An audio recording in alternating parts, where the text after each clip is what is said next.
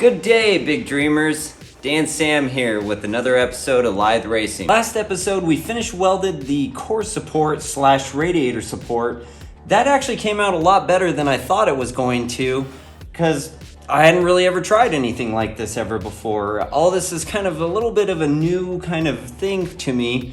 I've been kind of practicing a lot over the winter months there too, trying to get my welding down a little bit better. Sometimes you need to go to ground and relearn some of these skills, or actually learn some of these skills to get yourself a little bit further on some of these projects. Don't be afraid to do that. But this one really came out very good, but we did commit some more egregious sins up here on the top here. Let's take a look at those guys. We had also cut a few speed holes and went to go weld up the panel on this here hood to create our little kick up here. Unfortunately, YouTube wasn't too interested in showing you guys that full episode. I had a lot of trouble uploading it. It would only upload about 3 minutes and 57 seconds worth of my, maybe 20-minute episode or something like that too. So you guys got a very limited view of that. But I really still appreciate you guys watching that one so much. That one actually had quite a few people view it in a very short period of time, and was very incomplete too. I do have to apologize for that, really. As you can see, we induced some unfavorable effects right about in this area. This is actually my better side here. This is the one that I'm willing to show you. Pinholes, warping, heck, even when I went to go hammer and dolly this guy back straight, we even had some metal ripping, which means that there was just far too much heat in the metal, and that caused the molecules to all rush away from each other. Y'all went off in the distance and went away from each other. And then that also really got me going too, because I wasn't thinking about clearances this direction. I was only thinking about matching up to my patch panel here, and as long as my gaps were straight along in here, I was gonna have no problems going wide this direction, which is actually what happened. So now I'm actually too wide at the very tip of this guy to be able to match the actual rest of the body panels here. So I done screwed up. These are egregious sins, but it's what happens when you're welding thin sheet metal. If you ask me, this is actually kind of one of the more difficult welding that you can really do, because it just has the potential to just walk all over on you and do all sorts of stuff. And like I said, I'm a really impatient guy, and I just like to get this stuff done as quickly as possible. But that's not how it goes sometimes. But the other thing that is not something that I suggest that I was getting ready to do right here is I was going to weld all the way up to here and then fold this guy kind of up like ba ba ba ba. And that was going to be, my kind of ramp for the air to help the escape velocity right there. But that tends to rip, and that rips really quickly. And especially the more and more you put on it. And I was definitely going to put a little something right there, but even then it would still almost always rip right there. So that's not what we want. And I think we're gonna have to start all over again with even a new hood. Or the other thing that we can probably do is let's see here.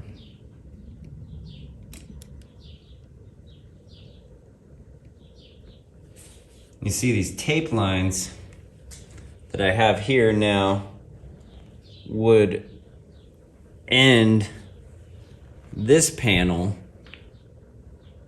So we still have all that made in with its walls and everything. The rest of the air duct going up to the hood is all made into the car via a few bolt-on panel kind of things. And this guy just becomes its own little wing with two little L brackets that come up from here with an adjustability too, so I can actually kind of play around with how much air is coming off of this guy. Now it also allowed me the opportunity to change anything up front here at the track at a moment's notice too, you know, just a few more, you know, cotter pin kind of setups, and I pop this guy off and get access to the radiator, which tends to be kind of a pain for most MR2s with the kind of stock wall setup there too, because you're really limited on what you can do from the top, and you really have to kind of go up from the bottom or remove the bumper to do anything like that. I don't know, just thinking. But right now, I'm gonna do the right thing. I like saying that. I'm gonna do the right thing, and I'm gonna take this stuff off and just throw it off to the side right now, because we don't have too much more time to mess around with this stuff. It's nice out, we're starting a new season, and I really want to get the engine in this guy for you folks. But there's a little bit more fabrication that we just got to get nailed before we can get some paint on this guy and really start laying some parts on this guy. So let's just take a quick walk around this guy while I have so many parts on it, just to kind of give you guys an idea. You know, not painted, not, you know, a whole idea, but just a little, like a nugget, like a little baby nugget. It's a nugget. Yeah, you zoom in on that. It's a nugget of an idea. I don't know. Let's just walk around. Maybe you guys will see the vision, like I see the vision, but maybe not. All right. Yeah. So, just taking a quick peek around. You know, doors are hung, wheels are on for the most part, you know. There we go. Rear subframe is on. She's really on her own weight. We could lower this thing down and really get a ride height for this guy, but I don't think we're gonna do that right now, just for the sake of getting some more stuff done, really. I'd really like to buy Wilhelm's kit before I really start lowering this guy and kind of funk up the angle of the, you know, the geometry of everything too. You can only go so low with these here MR2s before you really start messing up the angles of everything too, and you really need a ride height geometry kit or a bump steer kit to really kind of get everything where it should be. And especially for the sake of just doing measurements and science and everything, it really has no point right at this juncture too. We would just be lowering it for aesthetic purposes, just to kind of see what she's gonna look like, you know. But yeah, I kind of pinned down the hood. I mean the roof. Kind of pinned down the roof where it should be. Just tucked the dash in too, so I could measure a few more things. I don't think the dash is actually gonna live in this guy, to be quite honest with you. It's just another thing that I just really don't need in there. Move this. I can't have a broom balancing on the poor car keys, you know.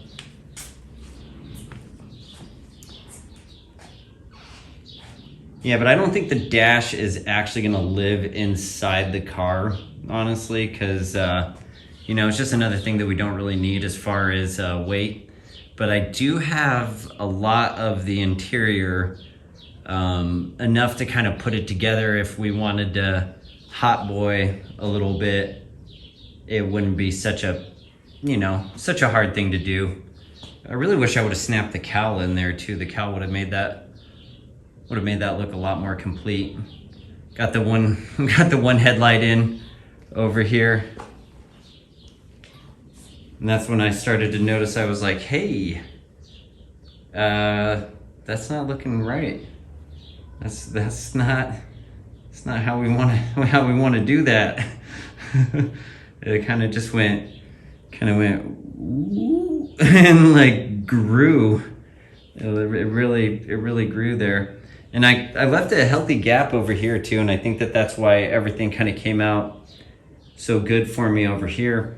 And then over here, I was so worried that I had actually cut a little stint to put in here. I don't know, maybe about 3/4 of an inch, maybe half an inch, little stint guide to pop in here and go all the way along down in here, and you know, kind of make that gap a little bit more reasonable for a guy like me to weld.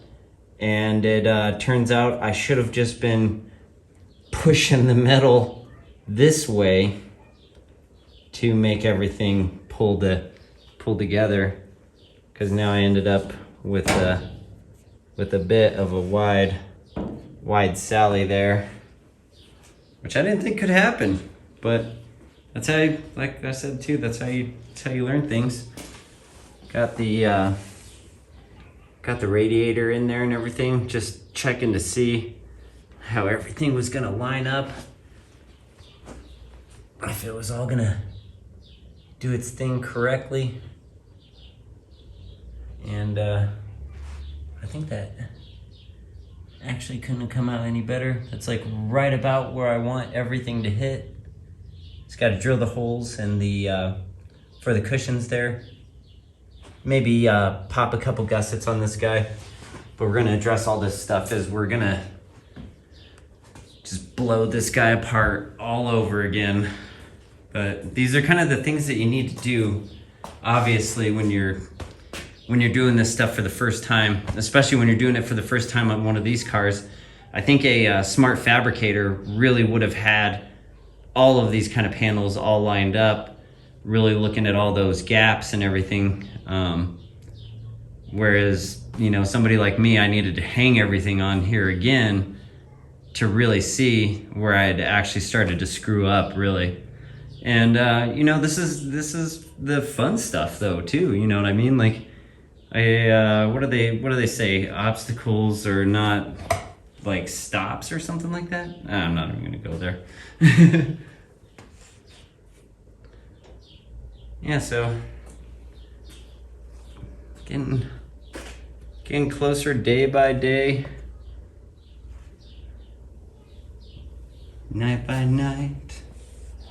Do. There's a couple more speed holes for you folks there. And we'll address some of the more aesthetic things on down the road too, because we still, man, the big one that's plaguing me right now is we got to get brakes. Got to get some good brakes for this guy too.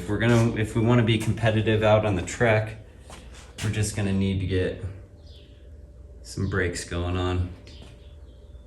Man, I love those lines on these old 90s cars.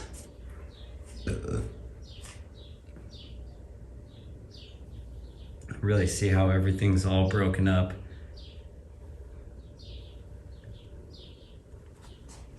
When it's all different color panels like this.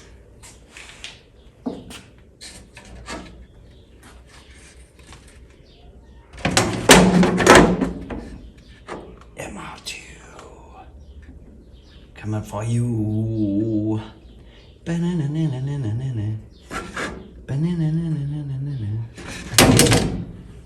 All right. Yeah, it's a little walk around for you folks.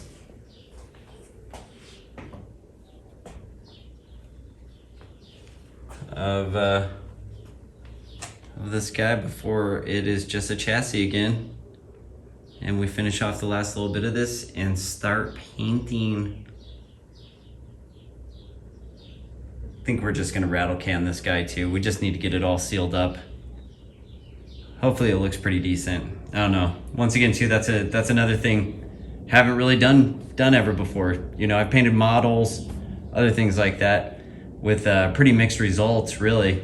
And you know, I've painted enough models to know that painting something as large as even one body panel on a car, let alone an entire car, can be, it can be difficult. So we're gonna try our hardest and everything too, but we're gonna show you guys every mistake and every little blemish that happens too, and you know, maybe we'll have a good idea on why it happened as well too. You know, sometimes these things are a mystery. You know, it's not as straightforward as welding too, where you really look at things and you're like, wow, that, you know, that piece of metal is not the shape that it should be. Whereas, you know, stuff like paint, there's so many different layers and so many different processes and so many different techniques to something as nominal as, you know, your primer just being the dirtiest primer known to man, can really get you, you know what I mean, too, because I know those etch primers can be pretty difficult and stuff, and I think that's even what's on this guy too, is kind of like an etch primer,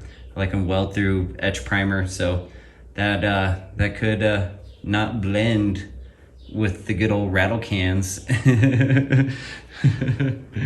There she is. She's gonna be a fun car, I'm telling you guys. We're gonna have some stories to tell. Stories about the MR2. Stories from the MR2.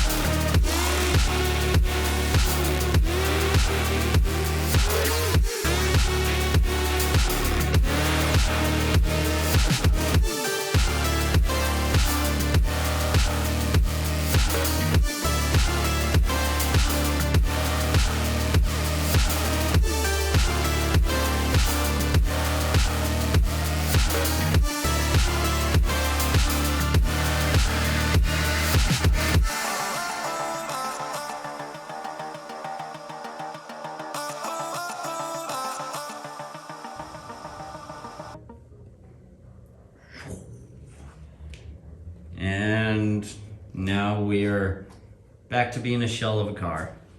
Forgot to take the gas door off. I'm looking at you, gas door. I don't like you. I don't like you at all. Oh, I'm gonna have to, get in there with the tickler, tickle that guy out. Other than that though, we tore this entire guy apart. Sorry, it was kind of a time-lapsey kind of video, but yeah, we just got to finish off this little area right here. Oh, I'm getting attacked by moths. We got to finish off this little area here and just kind of create a little wall, no big deal, just a little. That one should be easy. We'll make a video on that one though, just so you guys can see how we get her done. Covering up this little bacon bit, some fender flares, something like that. We're gonna have to come out this direction with the with the quarter panel, make some wheels fit up in there. But we gotta finish off this little back area here too. But we got the metal to do it and everything like that too. So I don't know. It'd be nice to actually have a little bit of structure back in here and create like a real, kind of like a V diamond kind of structural shape. It's always a strong shape there. A little V, little diamond pyramid. That's what I'm looking for. Pyramid. Damn it. Good God. They would not have me building stuff in ancient Egypt. Be like, get out. Oh, well, speaking of which too, I had a good idea. Let's see here. So, I don't know if you guys can tell, but right about here is the back mounting for the seat. That's about as far back as the seat would go. Gives me a pretty good, decent amount of room to play with back here that not too much else is going on with. We've got a wiring harness going through there and shifter cables going through there, but it wouldn't be too hard to, kind of relocate a couple of those little entry points there without really having to pay a sacrifice or pay a price for any of that stuff really too. I think that this is actually just kind of, an exit and has kind of like this vibrating cushion just so things don't tear into each other kind of thing. But if we went straight down like a wall and then kind of came up from the floor really gradual like until we actually did hit, to where the shifter is. This would be where, this would be where the shifter would land. We can even go right from there all the way back there. Might give us a fair amount of room to fit a fuel tank in there and still have everything kind of going around it that we need to. Get the fuel tank really close to the engine bay so I don't have to run a bunch of fuel lines all over the car. Although, having sweaty fuel lines inside the car with you is stinky. It's very, very stinky. But I think this is gonna be the best decision as far as the actual weight of the car, as far as where we're putting the weight on the vehicle. And as we go through the years and just lighten this thing up, it's gonna be more and more crucial that the actual components that need to live on the car to make this thing go are gonna be in a good placement. And that's why I've been considering so much, putting it up front here, which is actually kind of the pretty common MR2 trick. But not only is there a lot of holes here, that it might as well just be sitting in there with you anyways too. But it also gets it up. I don't know if you guys can tell, but the center line of this is very high. It gets the tank up really high. Having a lot of liquid moving around up there, not that great. We'd be running the fuel lines back through this hole right here, and that hole kind of accesses to this center hump all the way back here. Exits right there is where we'd be bringing our fuel lines into anyways too. So kind of a little bit safer, but not crazy amount.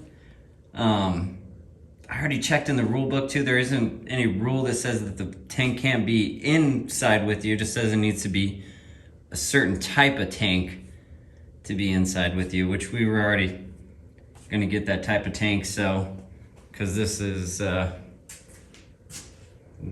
this up here was gonna be a bunch of welding.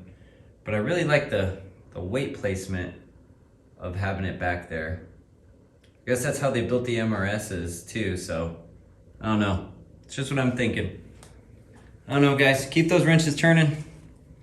Dan Sam, Lithe Racing. You know, we're gonna be working on more MR2s out here really soon. We're gonna get this guy fired up. Boom, boom, boom, boom, boom. Really scared to weld on that roof. Oh man, that is a nice piece of sheet metal there. I'm already screwing it up. I think I put a little dent in it down here somewhere. I can't find it now. I'm pretty sure I freaking whacked it with something. Can't even remember what I whacked it with. I hit it with something. Let's see here if we can find that dent on the camera. No, that just made it harder to see. I swear it was right in here somewhere. I think that's it right there on the corner. That's not so bad. Actually, we can live with that. But yeah, we need to get this here guy welded on there. Get some paint going. Oh, here comes my wife. Keep those wrenches turning, everybody. I'm Dan Sam. This is Lithe Racing. Y'all have a good one. Peace. Chicken grease.